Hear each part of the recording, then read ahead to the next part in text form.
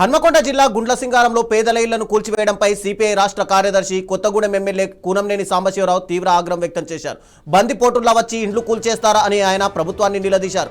అర్ధరాత్రి దొంగలు పడ్డట్టు వచ్చి చేతులు కట్టేసి ఇండ్లను కూల్చివేయడం దారుణమన్నారు. పేదలపై యుద్ధం ఆపాలని, కూల్చిన చోటే వారికి ఇండ్లు కట్టించాలని కూనంనేని డిమాండ్ చేశారు. లేదంటే చారిత్రాత్మక ఉద్యమం తప్పదని హెచ్చరించారు. కూల్చివేసిన స్థలాన్ని కూనంనేని ఆధ్వర్యంలో వామపక్ష నాయకులు సందర్శించారు.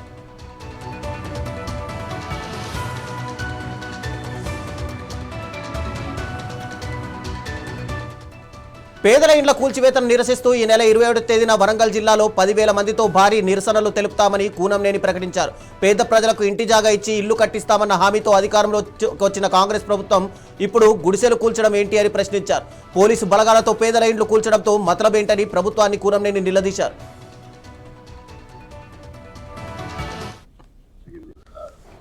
గుండ్లసింగారం అనే గ్రామంలో అర్ధరాత్రి దేశంలో దొంగలు పడ్డారంటారే, అట్లా అర్ధరాత్రి పోలీసులు ఆ గ్రామం మీద పడి అర్ధరాత్రి కూల్చివేసి ఆడవాళ్ళు పిల్లలనే విచక్షణ లేకుండా వివక్షతాపూర్వకంగా వాళ్ళని బలవంతాన్ని లాగేసి అడ్డం వచ్చిన వాళ్ళని కాళ్ళు చేతులు మరిచి మరి నా తోట లక్ష్మతి లాంటి వాళ్ళు ఇంకా అనేక మంది యువకులను కూడా కాళ్ళు చేతులు మరిచి లోపలేసి 300-400 మందిని అరెస్ట్ చేయటం జరిగింది.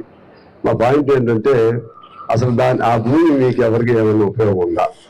అక్కడ ఆల్రెడీ అంతకుముందు ఒక చెరువు ఉండేది, దాన్ని కోమళ్ళకుంట అనే చెరువు ఉండేది. ఆ చెరువుని డిస్మాంటిల్ చేసేసింది గవర్నమెంట్. చెరువుని డిస్మాంటిల్ చేసి దాన్ని దాని ఉపయోగం లేదని చెప్పి SRSP కింద కాలువ తీశారు. నిన్న ఒక హింస ఘటన జరిగింది. గుండ్లసింగారం అనే గ్రామంలో